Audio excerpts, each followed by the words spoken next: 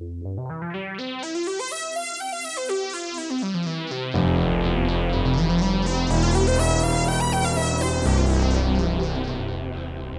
and welcome.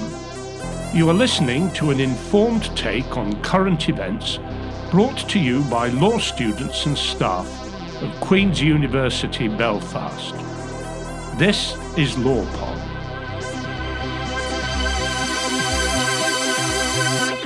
Welcome to Criminology Matters, the criminology podcast series in conjunction with LawPod. I'm Gillian McNall, and today we have John Topping from the School of Social Sciences, Education and Social Work. John, do you want to tell us a bit about yourself? Yeah, good morning. I am based over in Social Sciences, Education, Social Work. I've been a lecturer in criminology for over 10 years now, and I specialise in and around the area of policing, everything from police reform to community policing, public order policing, paramilitarism, anything really under the umbrella of policing in a post-conflict society. Outside the day job, I also wear a couple of other hats. I'm on the executive committee of the Committee on the Administration of Justice, one of the most prominent human rights NGOs in the country over the last 30, 40 years. And also I am currently chairperson of an organisation called Community Restorative Justice Ireland, which is the leading community-based restorative organisation across the island of Ireland. Brilliant. And predominantly your work has been in the news recently due to stop and search. Do you want to tell us a bit about that?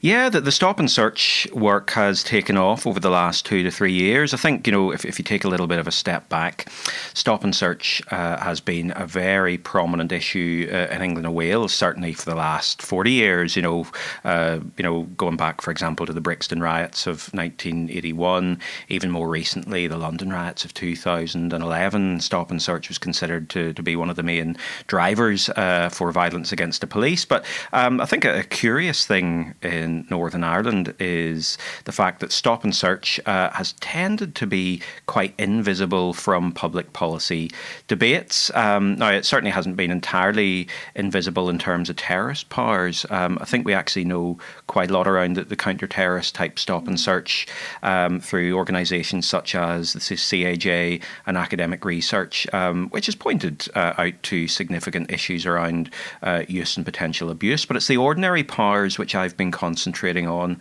over the last 3 years, really. This idea of everyday stop and search, which are done mainly under a thing called PACE, which some of the listeners may have heard, the Police and Criminal Evidence Northern Ireland Order of 1989, and also the Misuse of Drugs Act 1971. Those are virtually identical with the powers in England and Wales, and they would constitute the majority of ordinary stops and searches. In fact, around about 70-75% of all stop and search in the country is done under those powers. And it was really back in about 2017 I was approached by the Detail TV. They're an online investigative journalism organisation, and they had uncovered through some freedom of information quite a large data set from PSNI around stop and search. So I initially gave them a hand to help decipher the Excel sheets, which ran to tens of thousands of rows of information. And certainly one of the things we started to uncover was certainly the stop and search of children and young people as one issue, and also volume as well. I think the one thing which stands out in Northern Ireland is that overall we're doing stop and search at a much higher rate than England and Wales. And I think the easiest way to look at that, rather than delve into absolute figures, because at the minute we do about 30,000 stops and searches a year, in England and Wales is about 300,000. So how do we compare those apples and pears? Well, the easiest way to do that is per thousand of population. So at the minute, stop and search in England and Wales is done at about 5 per thousand of population. In Northern Ireland, the overall stop and search rate is 15 per thousand of population. That's 3 times the level, and that includes all powers now. So even if we, in fairness, strip away the terrorist-related stop and search, that leaves us still doing these ordinary powers under PACE MDA at about 11 per thousand of population, so still significantly higher than anywhere else. So that was the one thing which jumped out about volume, and that is set in the context of the major police reforms we've seen in England and Wales and Scotland around stop and search, where they recognised it was a problem, it was creating tensions with the community, and through deliberate policy choice, they have reduced stop and search down to the levels they have. But that has not touched Northern Ireland at all, really. The other issue is with regard to effectiveness. Stop and search, I think, is one of those lovely governmental policy terms, catch-all police powers, which deals with just about any criminogenic situation under the sun. But probably the easiest way to look at that is in terms of arrest rates, because of course most stop and search powers, by the ordinary powers, by their legal nature, are in fact investigative. So where there is reasonable suspicion that a police officer believes, for example, somebody has committed a crime, they have something illegal on their possession, that then gives them the grounds to do a stop and search.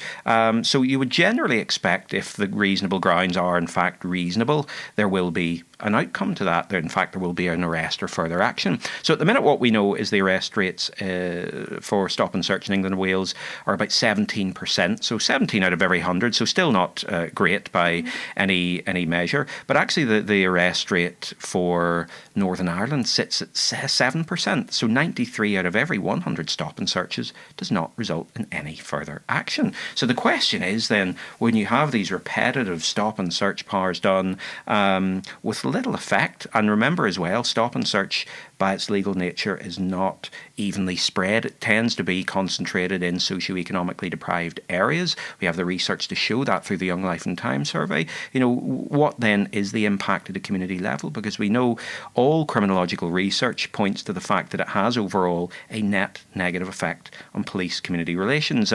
Any of the criminological work again shows us that police-initiated contacts, such as through stop and search, actually tend to have more negative and create more negative perceptions of the police. So if you have those sorts of basic criminological baseline issues, then of course in Northern Ireland you lay on the issues of history, you layer on then of course issues of communities wanting to support the police, for example, but maybe these sorts of use of police powers might create some barriers and uncertainty. So you've got a complex amalgam of issues in there. So getting back to how we got to the conference, I mean, this is research which has been ongoing for about 3 years. And back in 2017, off that initial work with the Detail TV, we decided to run a small-scale conference here at Queen's. Really, we didn't get any what you could call kickback from that in terms of any sort of policy change or any progression around the stop and search agenda.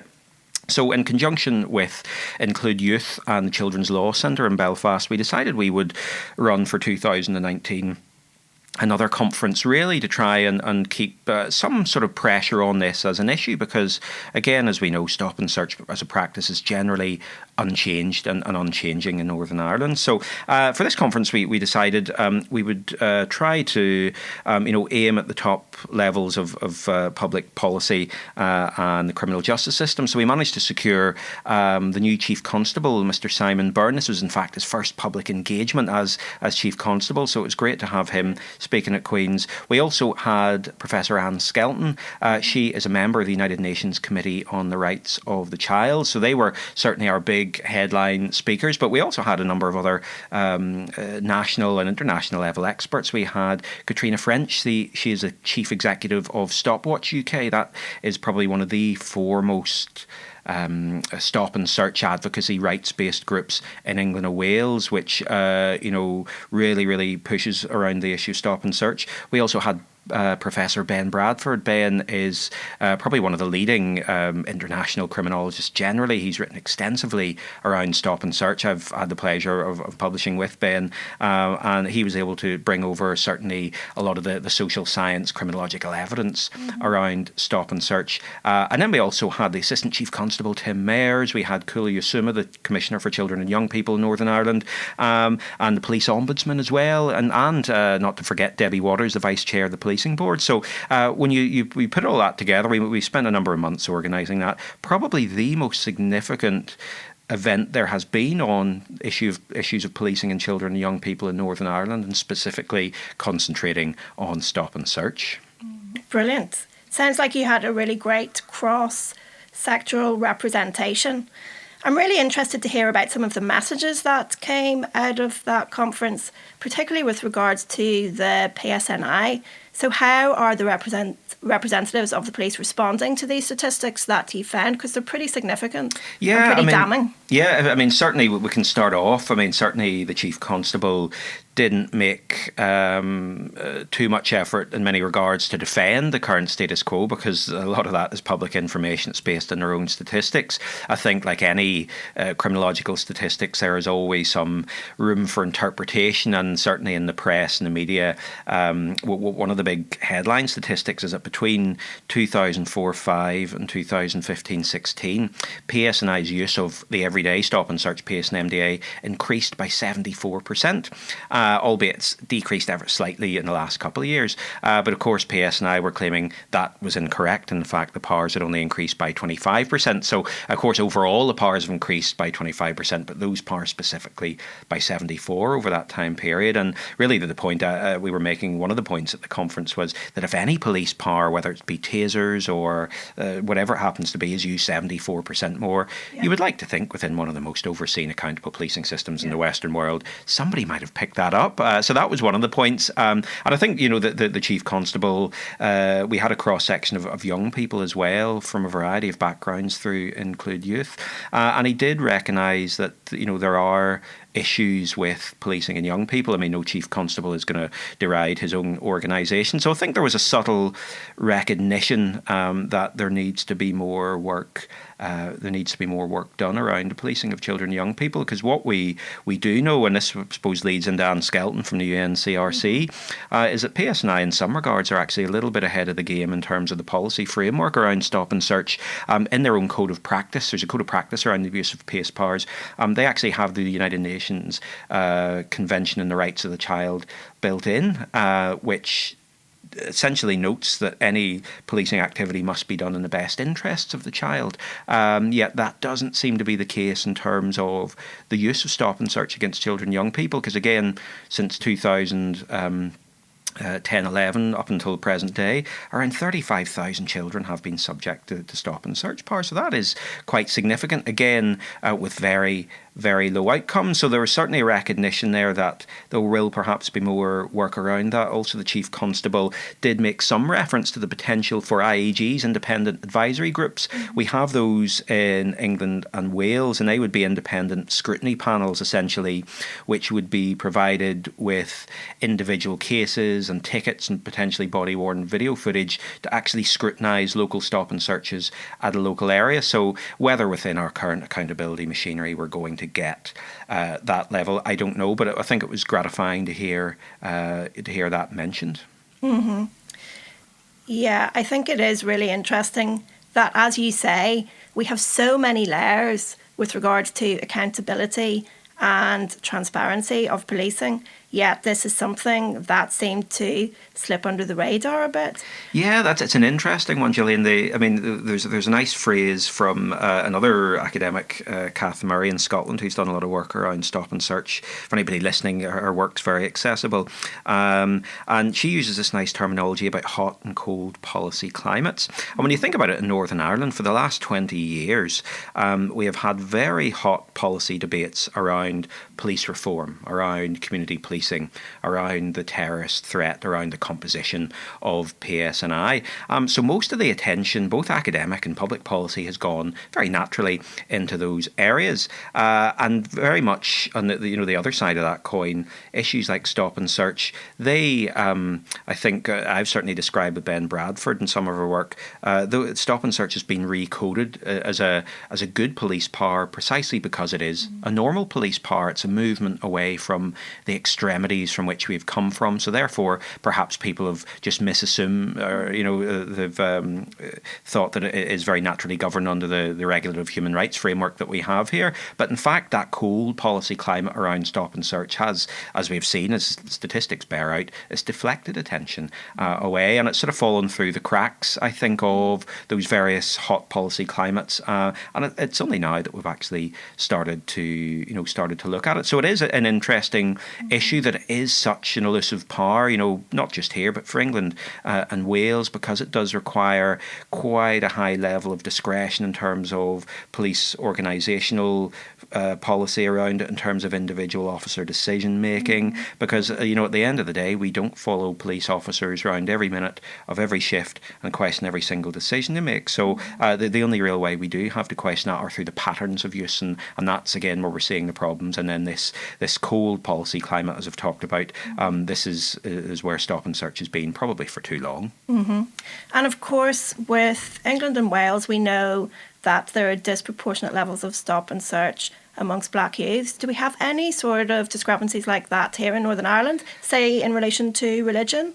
Well, it's a very good question, Gillian. One of the things which does stand out, PSNI do not currently publish any information to do with ethnicity in Northern Ireland. Now, certainly the work with Ben, we tried to delve into this. And, I think, at least according to the last census, I imagine it's going to change under the next one, ethnic minority population in Northern Ireland sits at around 1.82%. So I think, being from black minority ethnic community in Northern Ireland, as Ben and I have argued, it doesn't perhaps demarcate you and your community in the same way as it might in England or Wales. But that's not to say that it doesn't happen. But we simply, and again, astonishingly, we don't have data around that. On the issue of religion, of course, the orange and green issue is never too far away. PSNI do not currently record religious background when they do a stop and search, primarily because there's no legal obligation for them to do so.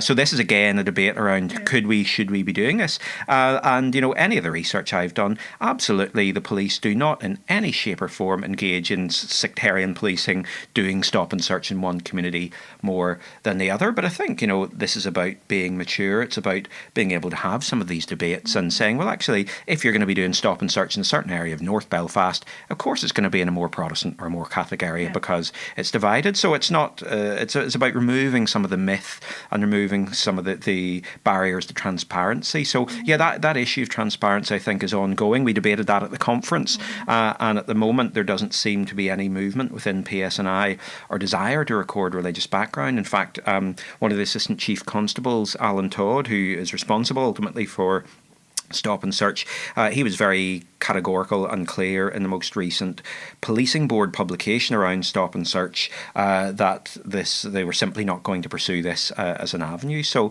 I think that's something to keep a watching brief on.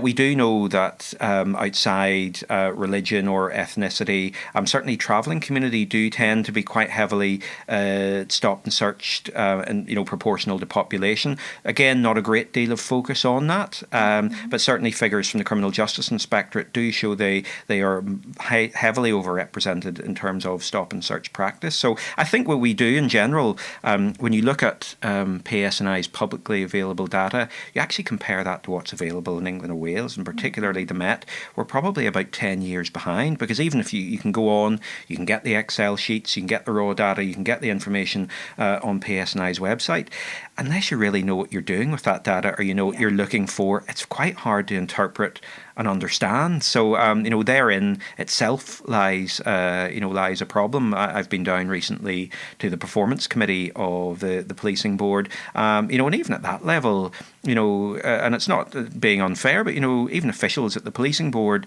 you can see that this issue and the data and the information around stop and search can be quite confusing. So I think we do need to revisit how we record information, what we record, and what we actually do with it, because ultimately, it is about transparency, and I think the more transparency there is around this power, the better, because, politicians on one hand, it's that nice phrase that David Ford once had, there's a big difference between evidence-based policy and policy-based evidence. Stop and search is this nice free, catch-all type policing power, when actually, of course, the evidence about the policy shows it doesn't particularly work. So I think that might help to create clarity about use of this particular power.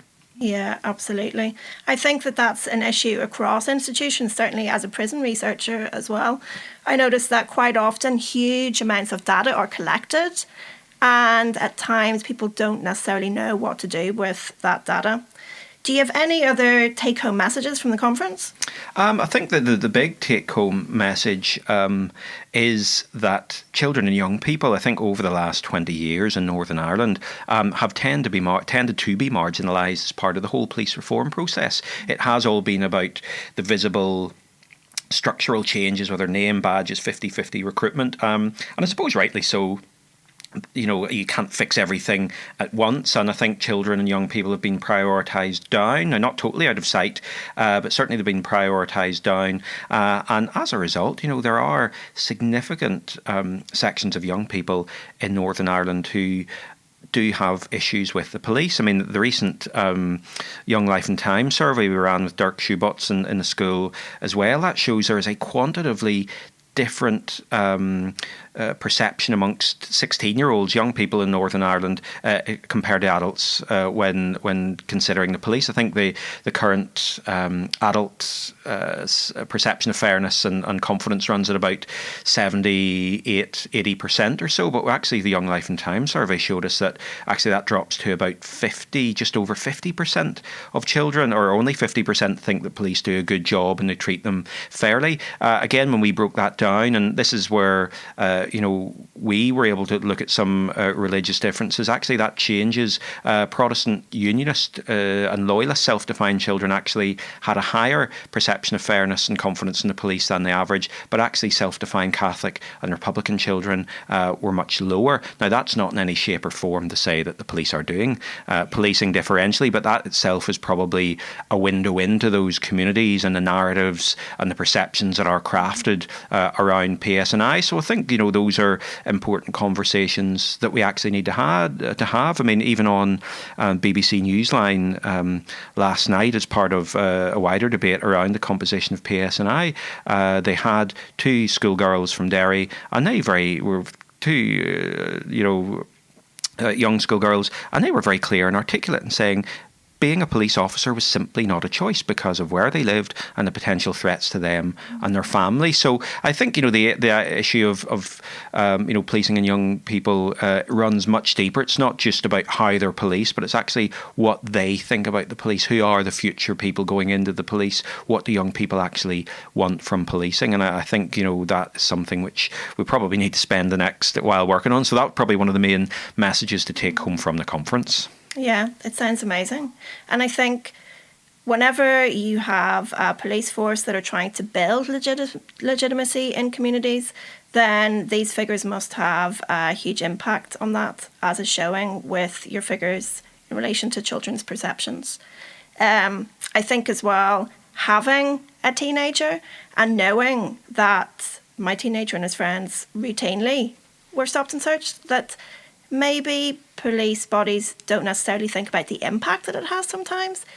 Children see it as a very demeaning thing and quite a traumatic thing at times as well. Yeah, absolutely. I mean, we had that cross-section of young people there, and we deliberately had one of the sections called Young People Talk Back, and asking questions around why the police tend to stop and search particular groups of young people more often than other sections of the young population. And the bottom line from the young people was that this is damaging to their relations. They see it, outside the technicalities of whether the power is used correctly or incorrectly. Young people see it as a form of harassment. They see it as a form of oppression. They see them being singled out, and that does damage long-term relations. I think one of the really interesting points Katrina French made from Stopwatch was around this thing and process which happens after children leave primary school. In the primary school we have our local community officers who come in and talk about drugs and stranger danger and those sorts of issues, and the police are at that age group generally seen as a good thing, but something between the ages of 10 and 18 happens in terms of how children, young people are treated, and that changes their perception. So I think it is about looking at the long-term impact negative relations can have on children and young people. Can you think about it? And again, it's not in any way directly correlating it to stop and search, but, when you look at the basis for the Brixton riots, when you look at the basis for the London riots, and then you look to Northern Ireland recently, we have had sporadic episodes of violence. Not the other day when the PSNI were trying to clear a bomb from the Cregan, and they had young people, 13, 14, 15 years old, throwing petrol bombs at the police while they were trying to protect the community. There are fundamental issues there about what people think, how they're being manipulated by particular groups. So I think that is a very, very significant issue. Is there a vacuum, or has there a vacuum been created, at least in some communities, a gap around children and young people, and how can we bridge that? Because outside perceptions of the police, potentially this is going to lead young people to have criminal records and affect their life chances. Nobody wants that. So I think there is that bigger conversation about that touch paper, the relationship between the police and young people, and the wider ripple effect that can potentially have. Mm-hmm. Absolutely. Sounds like policing in Northern Ireland is a hugely complex issue. I think you mentioned briefly that you were on Newsline last night talking about 50-50 policing. So I might ask you to just debrief us a bit about that before you go. Yeah, I mean, over the last, I suppose really since last year, there has been a slowly building but emerging debate around the composition of PSNI. Of course, when we go back to the Patten reform process, that, of course, created what was known as 50-50. So for every other Protestant person appointed as a police officer, there would also have to be a Catholic. And now that ran between 2001 and 2011, and it got the PSNI composition in terms of Catholic police officers up from about 8% up to around, I think, 32% as it is now. But what we have seen since the finish of the 50-50 scheme back in 2011 is a bit of a rowing back in terms of composition. Only about a third, give or take, a third of all applications coming in to PSNI are from people of a Catholic background, and then only a fifth of those again actually make it onto the training programme. And we also know that there's a slightly higher dropout rate for Catholic recruits and officers than there are for Protestant ones. So basic mathematics, if that situation does not change and continues on its current trajectory, we are going to go backwards, because when you look at it dispassionately, we had this essentially what was a community societal solution through 50-50 and the positive discrimination offered to a political problem, which was support for the police and a new policing system guaranteed by the legal infrastructure around 50-50. Of course, that was designed by Patten to get us from A to B, essentially to get us to a natural tipping point where joining the police would be normal and there would be enough of a critical mass of people joining. But that itself was predicated on Northern Irish society becoming normalised. And of course, we are still 20 years after the Good Friday Agreement more far from being normal. We still have sectarianism. We have a frankly dysfunctional political setup. We have a severe terrorist threat.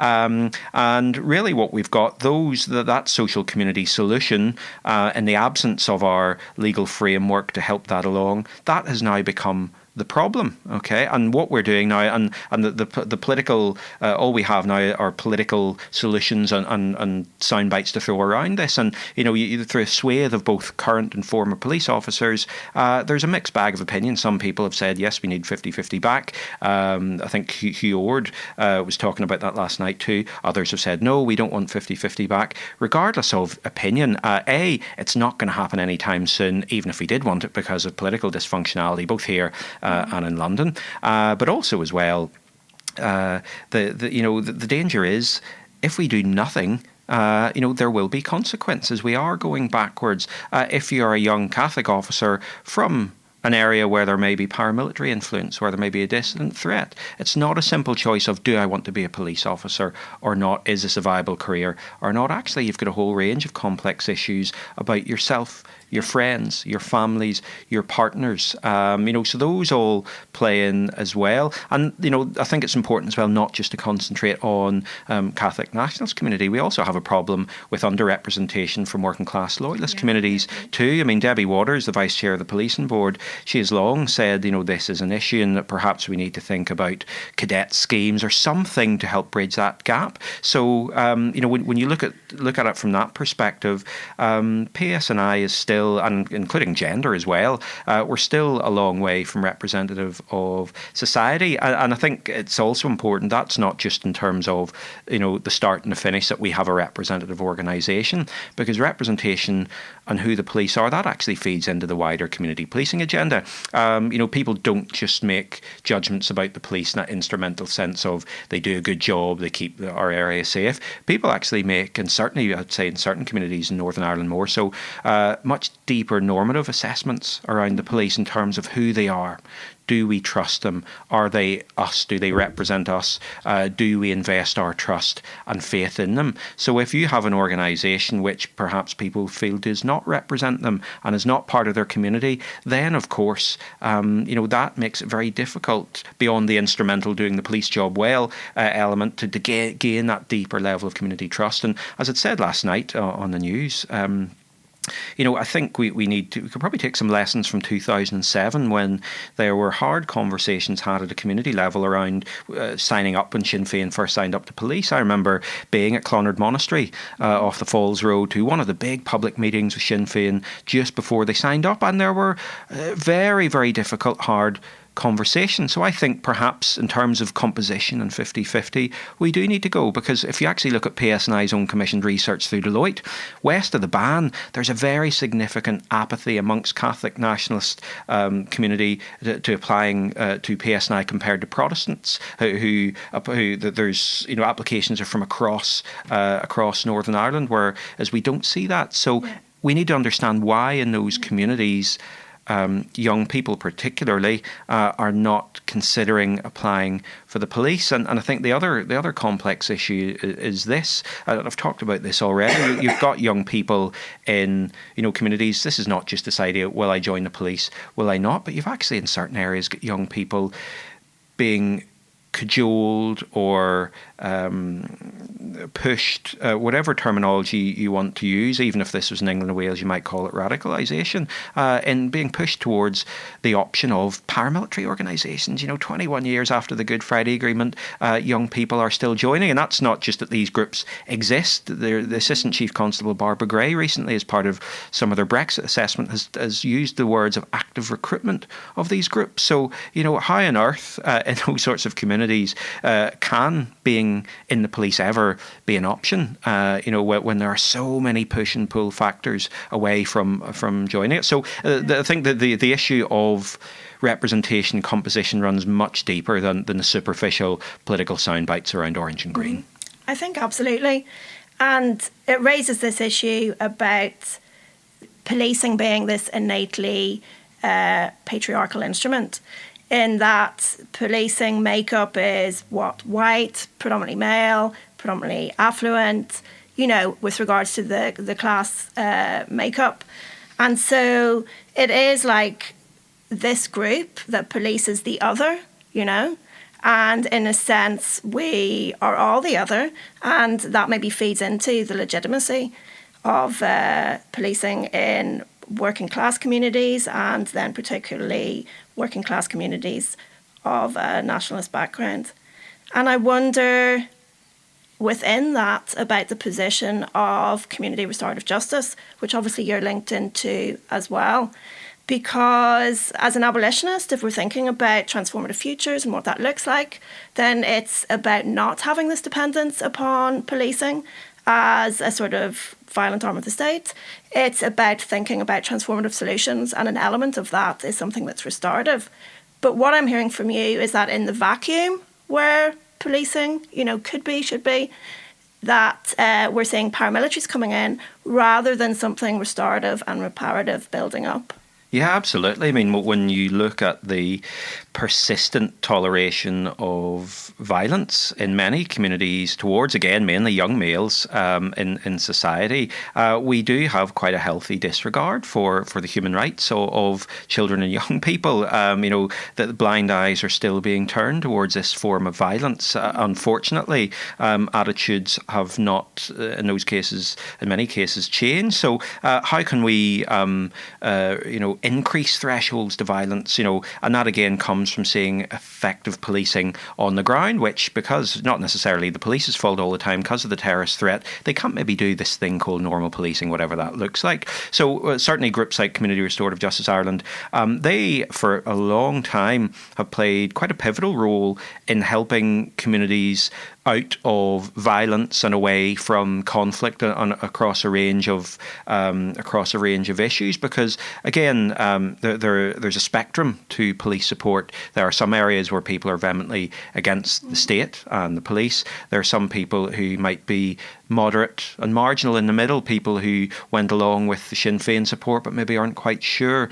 There are other people who really want the police to work but maybe they're not seeing the service. So there's a spectrum of issues there, and I think primarily CRJI have always been very clear that you need to support the state police. Okay, that's the bottom line. There needs to be some minimal baseline, and you have to support the police. But again, it isn't, of course, that simple. So CRJ would intervene in a whole range of issues, from basic neighbourhood disputes through to paramilitary threats, and they do play an important bridging and linking function in communities. And of course, being a community-based restorative organisation, they do try to move away from our traditional punishment criminal justice model, which of course achieves very little. That punishment model is actually alive and well in the form of paramilitary attacks, because it's swift, visible justice, if you even want to call it that. I don't think we will call it that. So it's about moving away, actually understanding what's happened to the victim, of course supporting victims, but also looking to the material reality, living,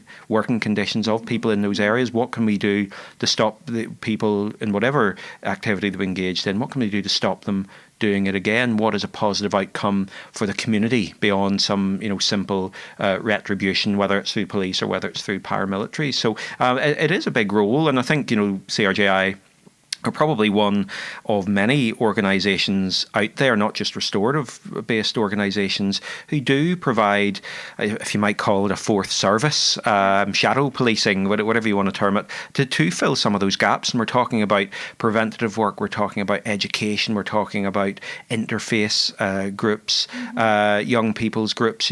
There is a significant amount of energy through the voluntary community sector that does go into helping keep the peace, because I think criminologically, when you look at it, setting the terrorist threat aside, Northern Ireland, we are technically one of the safest societies in Western Europe for ordinary crime. Linked in again to the big crime drop, and reporting issues, of course, complicate matters. But I think it is, in large part in some communities, down to some of those groups. I don't think it would be criminologically accurate for the police to say that they are 100% responsible for the low crime society which we're used to in Northern Ireland, because that does come from these other groups, but they just tend not to be recognised very often because they don't speak in the same police criminal justice language as the main statutory agencies do. But nonetheless, like the CRJ in some communities, they are the lifeline. They are the go-to organisation in the first instance for many community problems. So these groups play a really important role in communities, and I wonder what we can do to build their capacity. And I'm thinking about that within the context of austerity, where we're seeing this sort of pullback of community resources. And the current Prime Minister just the other week talking about increasing the criminal justice resources. So you have this pullback within the community and then this pushback with criminal justice investment. What can we do to help those sort of restorative justice organisations? I don't think, any of the restorative justice organisations here, whether CRJI or Northern Ireland Alternatives, they have certainly not been immune from the last decade of austerity in terms of funding, in terms of their ability and their capacity to deliver. So I think it is about, trying to change the message there. Not yesterday, the new Chief Constable of PSNI is calling for more police officers. It's very simplistic. More police officers equals safer society, equals less crime. Now, maybe in relation to the terrorist threat, of course, that sets the issue in a different context. But fundamentally, if we can embed that idea of restorative justice, that simply criminalising, again, of mostly young males in society does not fix the problem. It's like you'll be more familiar than I will, Gillian, that term, the inversion of causal reality. I think Jock Young, the criminologist, this idea that, as a society, society, we are geared to fix the symptoms and not the actual causes of crime and criminality. You know, even going back to stop and search, most 80% of all ordinary stop and searches are done under the Misuse of Drugs Act. So the criminalisation of young males for low-level drug possession is probably the message coming out of there. So how can we, get back to this idea of repairing the harms? You know, all the evidence around restorative justice shows us it saves money and it actually creates solutions to problems. It doesn't perpetuate them. So I think, you know, with the turn that we've seen in government to right-wing government, you know, classic Tory law and order politics has come back with a bang. More prisons, more police, more stop and search. And, you know, that does work against, you know, some of the roles that the community restorative justice play. At the end of it, money is a big factor, but there's lots of money still in the system, in the criminal justice system. So it's about having, I think, the faith in those organisations, CRJI alternatives, which have proven themselves to the nth degree through criminal justice inspections, through the various oversight they are subject to, that they do provide a vital service in the community. So if there is to be further disinvestment in not just CRJI, but, you know, the wider interventionist role of those organisations, ultimately that is going to push more people, young people, onto the streets. We saw that with the London riots, and the immediate sort of year leading up to the London riots in Haringey, the District of London.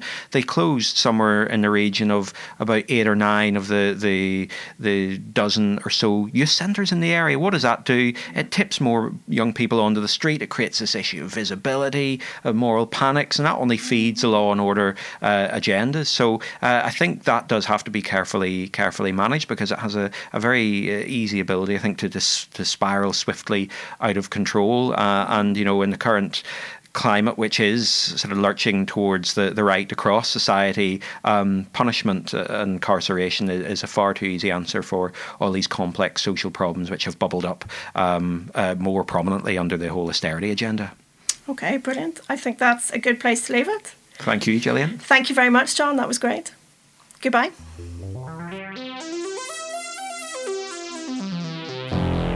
Thank you for listening today. You have been listening to Criminology Matters. I'm Gillian, and you can catch the other episodes in our series on lawpod.org, where all our show notes are available.